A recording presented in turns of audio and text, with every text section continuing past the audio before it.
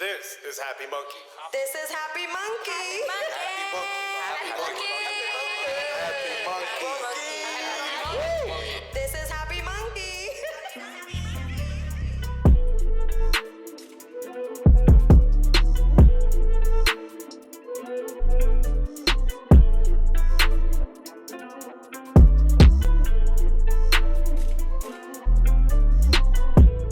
Hello, no one is available to take your call. Please leave a message after the tone. What's good, Happy Munkey? It's Declan here. I'm a big fan and lover of Happy Munkey. I am loving the super glue right now. I just want to shout you guys out and wish you all a have a good day. So. What's going on, everybody? This week, the podcast has a sponsor, ArdentCannabis.com. They're known for the Ardent Nova, which is a decarber, but now they have a new Ardent where they decarb and infuse in the same device. So if you use our code MUNKEY, MUNKEY, when you're checking out, you get $30 off your purchase. So please go on and check them out. They got a bunch of other devices. Hey, you might get lucky and find something that'll help you cook in your kitchen.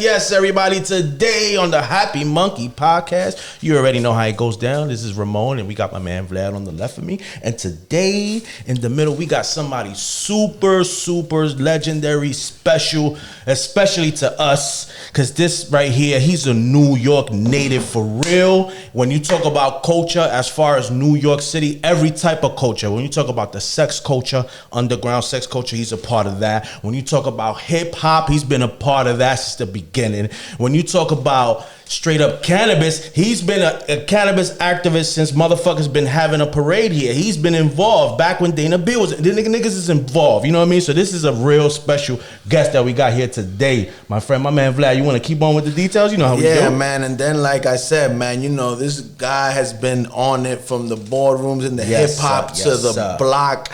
You know, he's watched some of the most influential people you guys look up to today from their conception. Our brother from another mother. Yes, sir. LSD.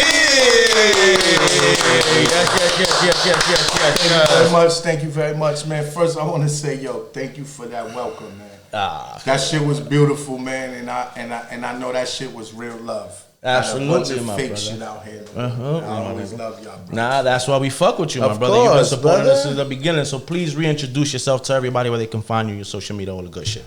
You can say my name 3 times and I pop up in your bedroom. Boom. Nah, it's at Big LSD on all social media platforms, man. You can come catch the wave right now, man. We going strong. Yes, sir. Yes, Proudly sir. Happy Munkey supporter right here. Yo, I gotta set it off, L, with a question I always ask myself, because I always known you for all this time. Why and who and when decided to name you LSD?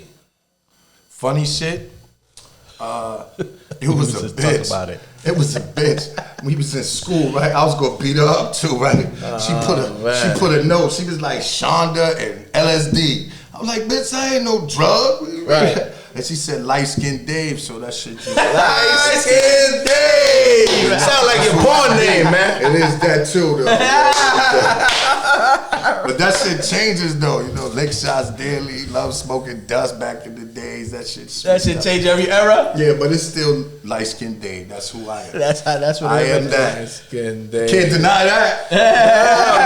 Because that's how it's real. Like, you know, a lot of times nowadays, me and Ramon always talk about it. Like, you see people give themselves their name. When we grew up, somebody else had to give you your name. They give you your nickname. You can't come up and be like, I'm a big black king of New York. I'm Killer Vlad. Like, I mean, somebody else gives you that name. Somebody gave me that. Like, I used to be called D Wild before that. You know what I'm saying? And I didn't like that shit too much. That shit drove too much attention. D Wild. Yeah, but LSD motherfuckers was like a second guess when they looked at me. They're like, that nigga crazy. LSD, what does that mean? They start tripping. But you right about that. Like, your mother gave you your name.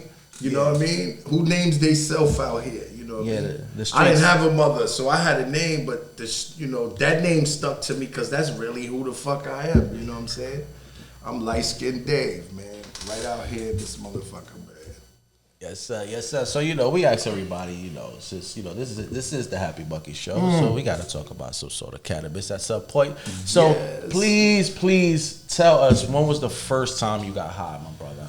So when Walk us down that experience. That Mary Jane love story Was it a started. joint? Was it a swisher? Was it Well, was my it some foster dirt mother- weed? Some Reggie, was it some My Ari? foster mother, I was 7 years old, and I used to always watch this lady. She used to have the little tray with the matchbooks separating seeds. And I used to always watch her roll up. So one day we had, I was being a baby. We had somebody else. We was like 7, and I went and I took that shit. And we like twisted it in toilet paper because we ain't really know what you do. And we lit that shit. It smoked though. Don't get it twisted. I think I got high. You know what I mean? Because I know we got our ass beat. Shit, we got our ass beat something terrible in the house because it burnt up her spread and all that shit. So that shit was like. I ain't even gonna lie, man. After that, I was always into her shit. I was lighting up her Do you roaches. remember if it was some Reggie, some? Nah, it was in the brown envelope. It was some shit. brown with seeds. envelope, old school joint. Yeah, it was some in a brown Jamaican envelope. dirt. And it had bad, and I tried to copy it, like separate the seeds and shit. It was all popping. But I was smoking those for like, that was the first time I've ever smoked. I actually liked it. How old are you? 7. 7. But I was also on Thorazine at 7 too. So you know what I mean? I'm glad This I was switched to much the weed. better than that. Much better than that. So they had us on all kind of pills and shit. And when I used to smoke her little roach clips in there, that shit had me acting where they ain't want to give me that Thorazine and them other pills and shit. This was the proper medication, natural joint. And they didn't instead of even the know I was smoking her pharmaceuticals. roach clips. And after that, when was it? At what age did you become a frequent flyer, getting high all the time? 11. It was off to the races. Every day I smoked blunts because the dudes used to get me. They'd be like, "Yo, L, go to the weed spot." So that was my way of smoking. So I used to go and get the bags and roll up, and then I get the smoke. You know what I mean?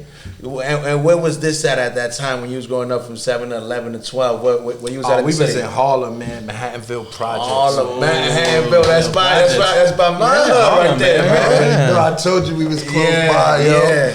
I was in PS 43. I used to be right there. Crazy. You know what I mean? We was down the hill smoking weed and shit, selling crack. You know what I mean?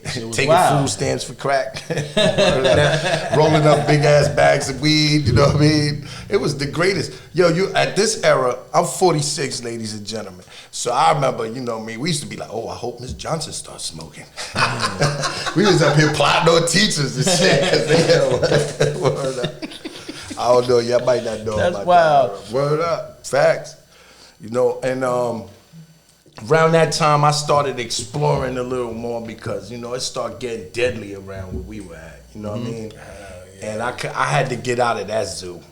You know, it was like that movie They Madagascar. call it Manhattanville, but we call it Murderville. Murderville. Yeah, we call it Murderville. Yeah. I was trying to get away from it. It was in Madagascar, back to Africa shit. I had to get the fuck out of that zoo. That shit was crazy. God damn. It was real. This is like the 80s, right? Word Early up. 80s. This is the 80s, man. It was really sick in the 80s, man. But you know, to me, it wasn't hard. It was just life. So, you know, people say, oh, it was hard. It wasn't hard. That's all I knew. How the fuck could all you know be hard or easy? You know what I mean? So it was all I know. It was survival. You know what I mean? We was just living through it. You know what I mean? Now, By any means necessary. How during this transition, so you start smoking at 7, start consistently smoking at 11, what was the epiphany and the first love story with hip hop? What inspired you? What was the epiphany, the moment that you said, this is what I wanted, this is my purpose in life? Well, I'm gonna tell you, right? It started, I used to be in Washington Square Park. I used to hustle out there. That was like my home base. And I used to see mad rap dudes out there rapping and shit. And I start going with them. We start going around rapping for money and shit. And I was like, it gave me a chance to not be hustling and be on that game, that old fucking violent shit that I was on. You know what I mean? It really was a way out of, it was an escape from the hell that I was living in. So I was like, damn. Like the first positive vice you found. Word, this was the first thing that I found that I actually was like, I could live for. Everything else was surviving for, you know what I mean? And I took it a lot serious. Then at 14 years old, I go on the road with BDP, with KRS-One and them. Oh, they was in their prime. ICU from BDP gave me motherfucking mic in front of 100,000 in this homeless rally in DC. And it was a drug. I had the crowd. I felt their fucking souls and mixed with my words. And it was just like a rush that I can't even explain. This shit has nothing to do with How old were you right there at that moment? 14, man. 14, running around with KRS-One in their prime. I was really running with ICU, man. I was running with the Goon Squad. Yeah, KRS-One ain't want to have too much to do with me, man. I had to stay with the Goon Squad. You know what I mean?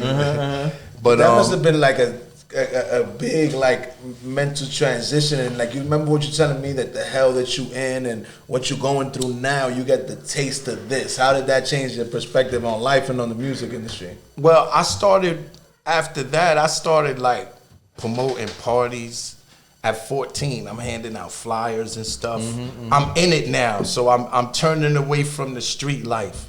Right. I have a way out, and it's not financial. Shit is spiritual. It's soul shit. Word. Soul filled. And we know, especially in that era, in these vibes when we grew up, there's not many ways out. Not at all. I never even especially thought. in that time. Right, and especially, I'm an orphan, dog. I ain't got no mom and pop. You know what I'm saying? Right. So I'm out there on my own. I left. I'm out there hustling, sleeping in hotels. You know what I mean? I'm living life. I'm a grown-ass man at 14 years old, man. Like, I'm grown. I pay my bills.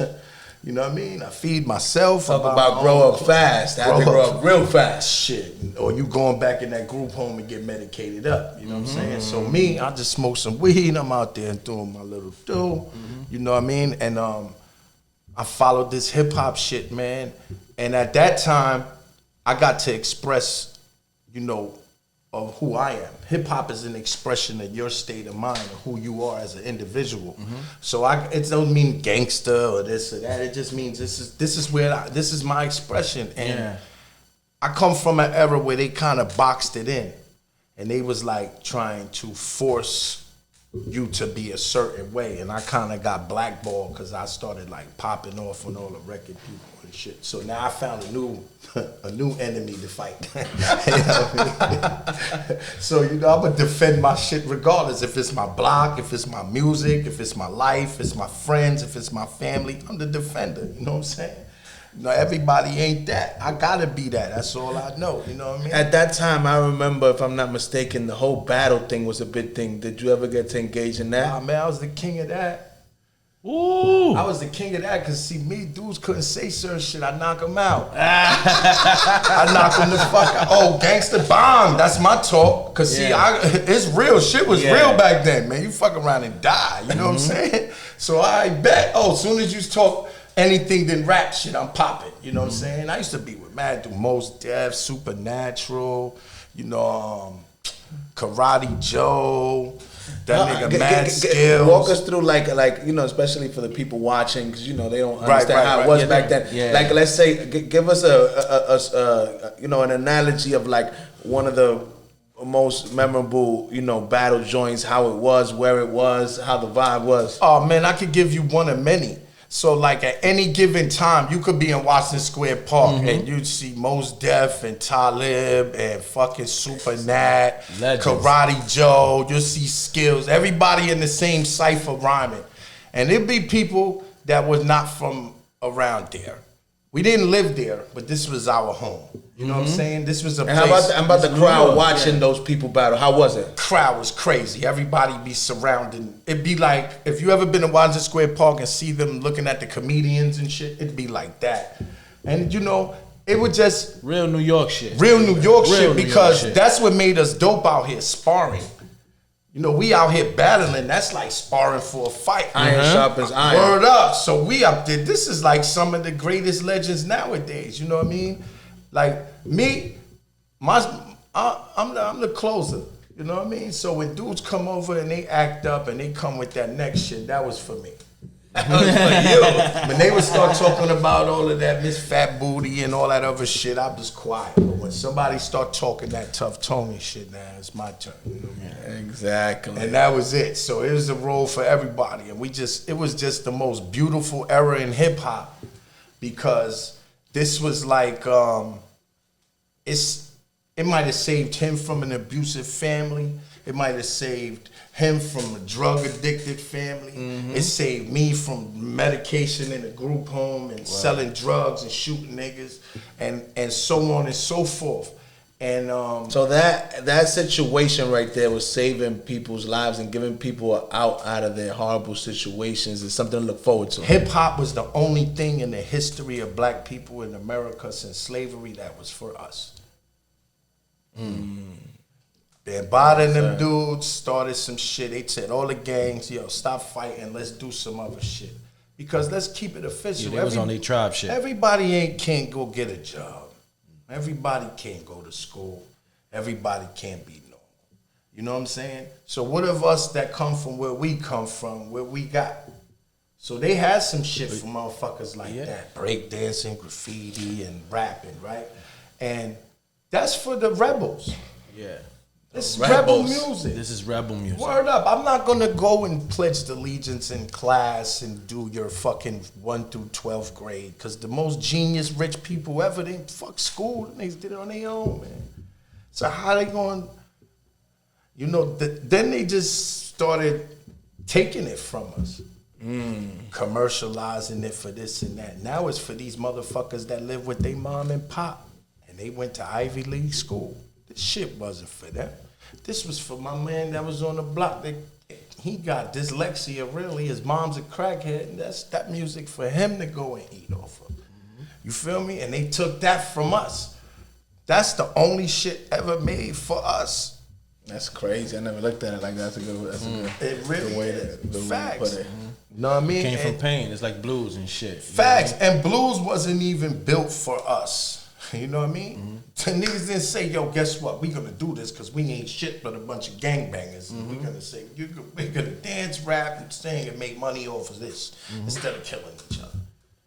Basically. So basically, blues wasn't for that. This shit was basically for us, for the kind of people that we are. Yeah. For it don't matter, Puerto Ricans, Dominicans, black people. Remember, it was that's who the fuck this shit was for. It was not for these other fucking people, man. It's for us. And you saw from the conception to the transition, so you saw the whole all day. I was in the middle of the fight for them trying to transition into that sucker shit without taking care of the people what this shit was made for. This shit was made for this franchise. So that they could get up and then put their peoples on. You know what I'm saying? Cool, let me get up. Then you got these other record execs that want to plagiarize their own people and put out a bunch of bullshit and rob niggas. And then there you go. Yeah, you know what's crazy? Somebody always told me something. I was talking to somebody recently, and there's a big corporate person, and we was talking about like passion and like, you know, movements. And he's like, yo, Vlad, everything is good until you involve money, then it all changes. Well, the money is not gonna change, right? It's the people. Money ain't change you. No. Money ain't change you. And money ain't damn sure ain't changed me. But those same people that it changed, that's who they are. It shows anyway. the true colors now. Well, we supposed to see that before we let them get that money. That's on us. Because we the protectors of this shit. So we let these bitch ass niggas in. Also, we know that you have been around so many greats and you've been on so many tours. You gotta hit us with the most memorable smoking experience you had in hip hop, on tour, or whatever you could think of. I know there's a lot, but think about one that sticks out. Before you go, I need everybody to understand. There you that go. LSD just, because we've been real. He tries to be modest. We being modest and coy and shit, but my man. Not only do he know all the street legends and all that, like he just mentioned, Mos Def, Talib and all that, but he know real black elite and real, you know, real people who done real movements in music and in life. You know what I mean? So I don't want to name them because you can do that. You know what I mean? You know, the name ain't important. The message is, man. The message. Word up. We important right now because all of us right now is the ones we the old OG niggas that was trying to show us how to fucking do this shit. You know what I mean? And that's our duty right now. Come on, man, y'all. Look at y'all where y'all came from. I'm happy to be sitting up here with y'all, man. Facts. Come on, brother. Man, You've been it's a pleasure for super, us. a super That's supporter and a super like. And when I say supporter, because you know some people might just be like, you know, like it's on Instagram. This is somebody who's come out of his way to make sure that our name is mentioned in the room. We was talking about this earlier. But you the type of person who mentioned our name in a room full of opportunity. You know what I mean? Facts, man. So that's big for us, and we don't, you know what I mean? Who That's gonna why- mention our names but us, man? That's What'd you it. say, Fly? If it ain't us? Always us, never them. Always us, never them, man. Yeah, Because so- them is always speaking for themselves. They don't say my name and your name in the room. I'm like, all right, put me in that room. So tell us, L, the most Biggest memorable room or whatever that you was Yeah. smoking at that hits you like, damn, that was a crazy experience. Like, damn. Damn. Cause yeah, you've had a lot of those. That's what I'm saying. That's why I want people to kind of understand. Like the most. I'm gonna tell you like this, right? I've never been a fan of nobody, man. Tell you the truth, like I've never been a fan, but like maybe 10 years ago, Snoop Dogg came to New York and he did the whole Doggy Style album. Oh, the Doggy Style From album. beginning to end. And I was right there, right? And I was vibing with him the whole day. Because to me, that's the only Snoop Dogg shit that I ever liked and probably will like was that. That album's crazy. It's that right there. And I got to crazy. see that for the first time, and that shit was amazing. And got to hang. It was like an experience. And smoke. I got crazy. to, hell yeah, I got to vibe with him, and for that whole day, I was on the stage. I was like, I got to experience something that, you know, that shit was like, that was amazing. That would probably be the only time in my life I could say I enjoyed the fan experience type thing when I never thought possible. Like I actually enjoyed it. I was on Wu-Tang Forever tour, all that, but I got to be like, and that's some historical shit. You know what I mean? Hell yeah. Where was the spot at? It was Randall's Island. It was for this shit called Catawba one year. They had this music festival out The there. nigga just nonchalantly said he was in the Wu-Tang Forever tour. Though. Stop playing. Nonchalantly though. He tried to brush it real quick though. See, I can't tell those freak stories. You don't want to hear those freak stories out there in Japan and shit. Come on, man. Yo, come on, man. That was my favorite crazy. place Y'all niggas ever. was smoking That's in why I Japan, actually, though. oh, hell yeah, man. But you get 2 years. You get 2 years for that. You get 2 years for smoking in Japan? Hell yeah, but they be like, Hapa, Kusa, Kimochi. Let's go. I know what that is right there. I said, yo, that shit is crazy, man. Yo, the 90s Japanese chicks, you could just be like, yo, shorty, come here, man. Fuck her behind the soda machine. You be like, Kamehameha, nigga. I got pussy saying Kamehameha, nigga. That shit was crazy. Oh my gosh, I got to that BDSM shit. But let me ask you a question, because we always talk about it, but you got to see it.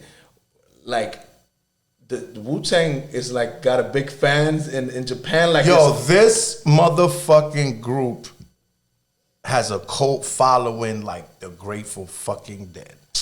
We going from state to state, country to country. Bitches got dudes and Wu-Tang tattoos on their necks, their arms. Yo, they have a cult following. Like, because you gotta remember, they brought hip hop back to the streets when it was a bunch of bogus shit for a few years. You know what I'm saying? When they tried to lock down no violence. And it was like, when I mean to tell you that I've never hip hop, seen, I think one of the biggest groups ever. of course they are. Hands down. They are Hands the down. biggest group ever. So they're one, fuck hip hop. They're one of the biggest groups. Yeah, like group of Period. music. Yeah, that made music. The number one video of all time played on MTV was fucking Triumph. Crazy. I believes that. Of all time, number one played all time. So let's talk about the greatest group ever. Yeah, let's talk about that. We could put Let's them mention up them. there. Let's mention them that. Yeah. And Let's that's why mention I them asked that. you, because I like me and that. him always imagined it, but you saw the impact in the other side of the world. Yeah, that shit was retarded, man. It was retarded. It doesn't make sense. You gotta remember, hip hop wasn't popular music yet. It's still the wasn't. 90s. It was popular still here, wasn't. not. It wasn't even popular music. We had black stations. They still did not play Oh, yeah, hip-hop they wasn't on them fucking with white it. stations. It was not on none of them shits. Now that shit is on every station. And that's what it wasn't then. So them dudes, right, with that shit doesn't make no sense. When they show you that NWA movie shit, yeah, Matt Wu-Tang was times 20 of that shit. Times 20. That shit was times 20. No group I've been on tour with. I've been all over. That shit was the most amazingest, craziest, psychoest shit that they should just make a fucking movie about that. They should fuck everything else about their whole life. Make the Wu-Tang Forever tour. That shit was crazy. Crazy. Yo, L, so you being around all these amazing, influential people in hip hop and in life, while you watching their creative process, did you always see cannabis, weed play a role in their creative process when it came to the studio, and you yourself? Man, everything. Well, it depends. Even in the sex. In the 90s era, man, I was on dust. Love smoking dust. So dust kind of like fueled my creativity patterns. Like it did Keith Murray and Method Man and Old Dirty and Redman and all of those That was the characters wave. came from dust. Like the 60s, it was LSD with fucking Janis Joplin and Jimi Hendrix and Queen. All of them, they was influenced by LSD. That's what made all that kind of crazy music. So at that time, it was in the 90s, I was fucking with LSD, doing all that crazy reggae shit. I mean, I was fucking with that dust, because that was really the creative process. We was smoking dust for creative shit. I don't know, most people do drugs. Weed is medicine to me. You know what I'm saying? So that, every day, marijuana, it's either that or most people have wound up in a psych ward some motherfucking way, man. You know what I mean? They trying to give them on all kind of medications and stuff, man. But this marijuana shit is definitely medication, because every kind of medication they ever try to give anybody in their life, if they smoke some weed or take some edibles, it just changes your opinion. You know what I'm saying? That's crazy, and you talking from experience, because they made you do the pharmaceutical thing. You saw the difference of how it helped you from cannabis. Man, I have to smoke this shit. Man, this is like a normal thing. Like, you know what I mean? Like, I smoke weed. It's not even like I'm smoking weed. You know what I mean? Like, I have to smoke this shit like I breathe. Like drinking water. Yeah, like, I still smoke cigarettes, but that's smoking. This shit here is nothing. I'm smoke all day, every day. Otherwise, I can't function in life. You know what I'm saying? So, I pop some edibles and shit. It releases the right chemicals in my brain that make me go that way. You know what I'm saying? Definitely, your man, the marijuana influence in the game is ridiculous, because man, crazy motherfuckers out here, man. All these rap niggas is crazy. And that weed right there, man.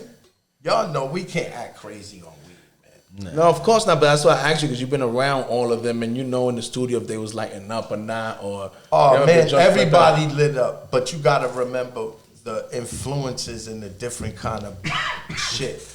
But marijuana was like, there'd be pounds of weed in every studio. That was like it right there. When you come to a studio session, them shits cost thousands of dollars. You be like, yo, boom, I want 5 bottles of water, orange juice, Newports, and y'all want a half a pound of weed.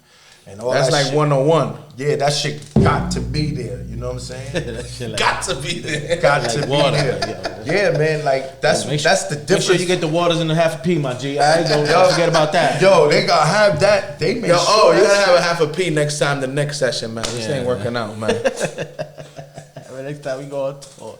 Bro, I can't even smoke this. So blunt. tell This us, lemon shit. who was some of the OGs that influenced you throughout your travels and in the industry, not just in music but in life throughout your times? Yeah, because you come a long way. I'm my an G. observer. Let's be real. I'm an observer, right? And I learned from all of them. I learned what to do and what not to do. Because I couldn't look at niggas my age. I had to look at motherfuckers that's older. And I really followed. I don't have a mother and father, so I really see differently than everybody else. I see everything. I got to look at everything instead of being blinded to look in one direction for where you get your morals, your values, your lessons. I really get it from everywhere. So I pretty much, my experiences, I just react to other people's experiences. The do's and the don't. We all really know what the do's and the don'ts are. They the same, man. They the same? They the same, man. You know them too. That's why you smiling. You know, you already know. So it's like, I just got a lot of examples of the don'ts. What happens with the don'ts? What happens with the don'ts? Yeah, the don'ts. I have a lot of experiences of seeing the don'ts. You know, the do's, there ain't too many, you know what I mean? But I got those two to look at, you know what I mean? I'm definitely gonna be a do. Feel me? I know y'all are. Y'all ain't trying to be backwards, man. You can't go backwards, man. No looking back. Not even in the rear view, man. Yo, facts. Hey, yo, me and Jerobi was talking about this the other day, right? We was talking about that. Everything that we talked about from when we linked back each other in 2006 to where we both sitting in Miami right now, going on the same path where we supposed to be at right now. We're both in the place where we're supposed to be at, moving forward. So it don't matter what the fuck was in between that shit, because they wasn't there from the beginning anyway. So when you know that you moving forward, man, everything is just a vessel to get you where you gonna go. What you say, happiness is a destination which stops in between. You know what I'm saying? Stops that shit is not an event. Feel me? Yo, speaking of that, man, shout out to Jerobi, Tribe Called Quest, man. That's our brother, man. Tell us about that. How was it? Because you got to see that, because we was too young. When they was in they Tribe Called Quest, I ain't really fuck with them, man. Them niggas ain't fuck with me too much. Jerobi's a street nigga. I was a knucklehead. You're not even mad at them, huh? Nah, for what? That's my nigga. No, I'm just trying to say back then, the person you was, you know, like, damn, I wouldn't want to be chill with me. I don't want to be with them niggas. That's some soft shit. I ain't be down with that shit. It was cool to be a gangster when I was growing up. Bitches wanted the nigga that had the most guns and shit, not the most money. Fuck. Money was secondary to guns and cornrows. If you had cornrows, you get all the bitches. Son, a beeper? Oh God! Come on, you was light skinned Dave back then, man. That didn't count, man. That didn't count, man. You was light skinned Dave with the guns and lick shots daily, lick shots daily, man. Dust. Oh God! You know what though? I'm 46. I'm still here. Absolutely, brother. We up here. Age. Twin Towers fell you dead, my brother. You still here. You outlasted World War I, II, III, Vietnam. The towers. You still here. You gotta be here for easy. All that. I ain't, and that's why I know I ain't dying from no cold, nigga. Because the devil and God don't want that kind of beef. Let me live through all this shit I lived through and die from a cold. I'm popping wherever they send me. Dead serious. They don't want them problems. I can't die from a cold. I remember before all this madness happened this year, last year, you started going on a few tours before all this madness happened. Tell us about that, how that went down.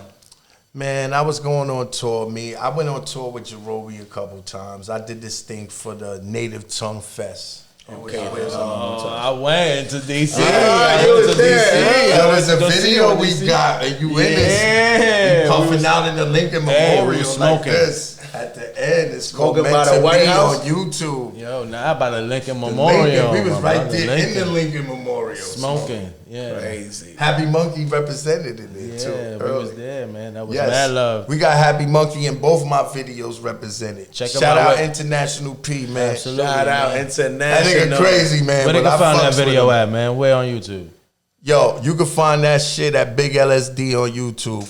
Meant to Be. And you got the other one called Back It Up. Both Happy Munkey represented. We filmed part of that in Happy Munkey.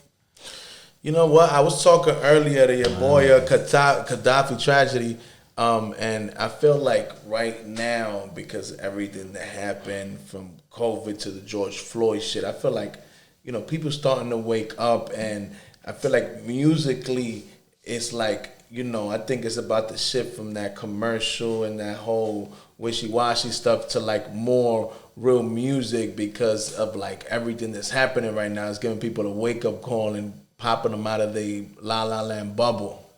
Well, guess what?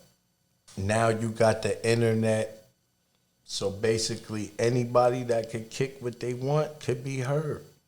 If you got a little bit of money and your shit is hot, it can be heard. I actually look up to these young motherfuckers. They didn't have that opportunity when I was younger. Back then, the hottest shit an MC made, he ain't make no money. He got robbed in the early shit. And when he finally got his shit was whacked by that. Nowadays, niggas hot as shit, they own it. And then when they get on, they shit is whack and they don't own it. They get jerked later on. Like Soulja Boy got all his shit in the beginning. His hottest shit was in the that he sold was gone. Now it don't matter how many deals he get, because he got all the real money. It's From the the opposite. jump. From the jump. What was the difference back then when like the opportunities was tougher? You needed the labels. The labels gave you your budget. Dog, it costs, you talking about, man, it's going to cost you $100,000 for the studio. It's going to cost that. The videos is minimum 50,000 for the videos. It's going to cost you. So you needed those labels. Then you got to get the shit pressed up. And a radio, you ain't getting in there without them. All that. So, you know what I mean? So that in itself, nowadays, you don't need none of that shit. You just need a following on social media. You just need a couple clicks to make people like your shit. You know what I'm saying? Flash a titty or something on the screen. Hey, I got bottles in the butt coming. Bottles in clicking the that butt? one. Bottles in the butt. That was the joint in Miami, right? That was the joint in Miami. I'm doing BDSM, hip hop, videos / VR porn shit. I'm stepping my game up. There you go. I'm an old nasty nigga, man. So we asked everybody. I want to know what your opinion is.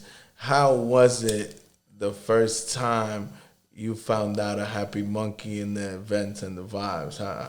How was that? Oh man, the first time I walked in a Happy Munkey, my man Zach told me to come through. Shout out to Zach. And I went through that motherfucking elevator in the first door, and I was happy as shit. He was happy. I felt the energy off the back, because I'm an energy god. I feel shit crazy or not off the back. And when I walked in there, I felt peace, at peace. Y'all vibe in there was never tense. Regardless of who was in there, y'all controlled the vibes of that shit, and it was really at ease. And then I met y'all two brothers, man. And I think I even met P the same day. And that shit was love ever since, man. I seen that shit that day, man. Went into the little jump off, man. Had a great time. I think I seen the white man first time, maybe. That shit was crazy. Billy Kimba. So let me ask you a question, Al. So you watching everything you saw from the beginning, what would you say from like when you first got on the weed scene, smoking and all that, to what it is today? Did you ever have thought? Oh man, I was actually a part of Cures Not Wars back in motherfucking 89 and 90, 91. What was that? My man Dana, he do the weed parade. Dana Bill, we know. Yeah, that's Cannabis. That was my man. That was my man for years. Whenever they had events, because prohibition with weed only been like 20 years. Y'all don't even know. We used to be able to smoke weed on the train, in the street. They did not give a crap. They did not care till Giuliani came. Before that, it's like prohibition. Weed wasn't a crime. You could do whatever you want. They had weed parades in New York. So I was a part of that for years. They used to have the Weed Fest in Washington Square Park every year. We used to have rap performances. Everybody used to smoke. Then he came, he locked it down. He's like, all right, if you smoke weed outside the park, you go to jail. Then eventually it just got mad high. Giuliani fucked everything up in life. He came with New a York. wave. He came with a strong Yeah, wave. New York was a free place before that, man. Like some people might say it was bad or tough. Well, it was just all I knew, and I liked it like that. I'm a wild ass animal, man. I liked it like that, man. You know what I mean? It was just freedom. Like, you remember a time when nobody knew who the strippers were, because that was a culture in itself. A stripper and a nigga. I didn't go to strip clubs, but somehow I fucked with a lot of strippers. You know, but that was a world. That was a world. Right. Niggas that went to a strip club, it was a private world. And you had to know. Your stripper fuck around and be a teacher and shit. You never know. You know what I'm saying? She got a and double life. Yeah, because it was a different world. Then they just made it for everybody. It was like Giuliani made it for everybody. Even hustling was made for everybody now. Some bird ass niggas could do it. Bird ass shit. It's just like they just made it for everybody. They took the like tough shit out of it. Like only the strong shit. They just made it for everybody. Like it was better that way. You know what I mean? There was order, and without order, there's chaos. Word, but there could be organized confusion though. That's what I deal with. I deal with that shit. I gotta ask you the $1 million question we ask every guest that come on here, and I'm really interested to hear your perspective because you gotta, like you said, you got a different view than everybody.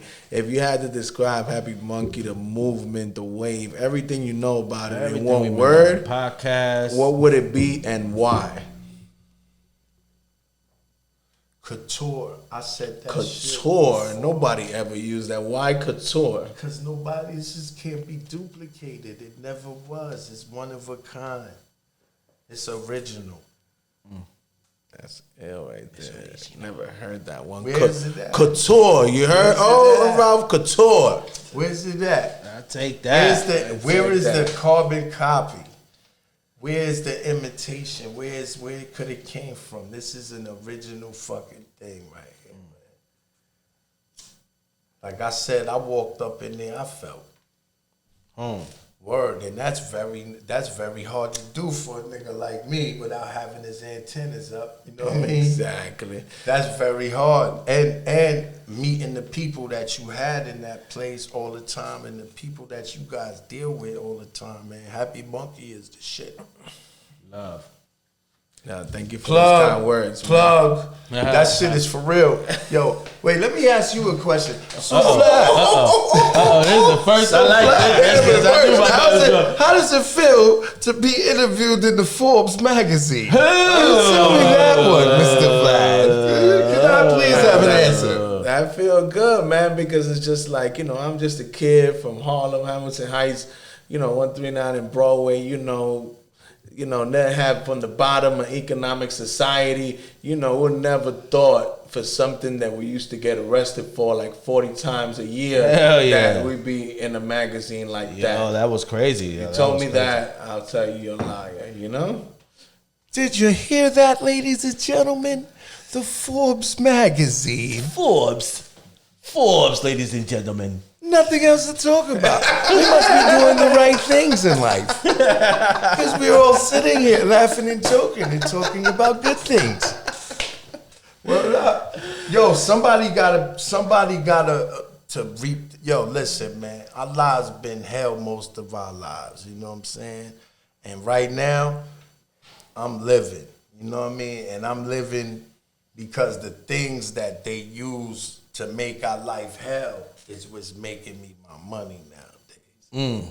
It's legal to do the things that made my life hell growing up.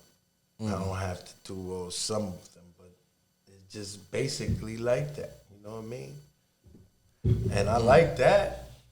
That means, I guess, a motherfucker, I guess that's what it means about getting older, right? That's why people always ask me, her L, they always say, damn, but like, you ain't never stressed, this, that, and third, you always positive, optimistic. This is what I tell them, L. I'm just happy to be here, and it don't make no sense to them, but I'm just happy to be here. They don't understand.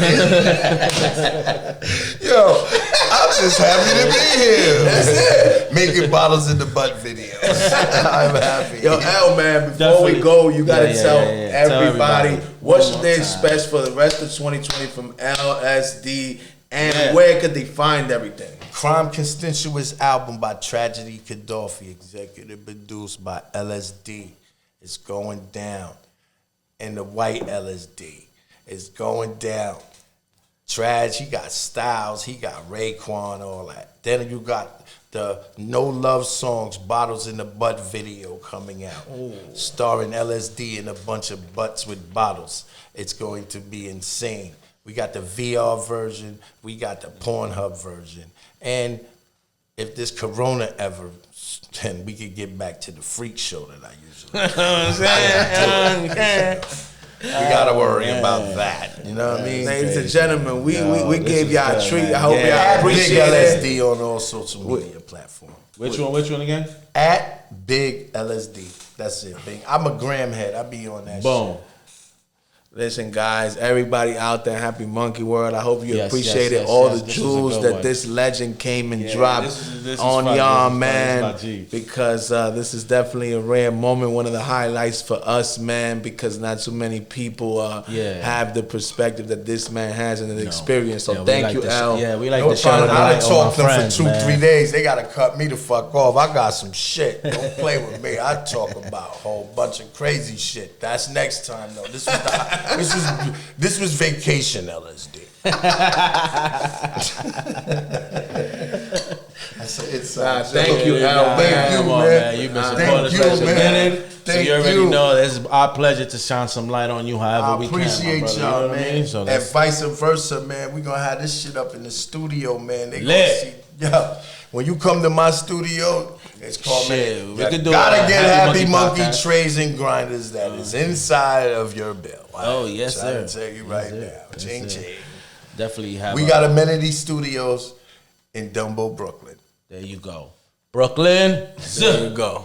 Let's go. Amenities. This shit called Amenity Studios. Amenities. Ladies and gentlemen, man, we hope that you appreciate these positive vibes we putting Yes, sir, out, yes, man. sir, yes, Like sir. I always tell y'all, man, it's been a rough couple of months, but y'all gotta remember, Yes, sir. you're too blessed Blessed to be stressed. Things will get Ah. greater later. For now, L, Vlad, Ramon checking out from the Boulevard. Yes. Peace, love, and happiness. Yo, stay up, man, because it get greater later, man.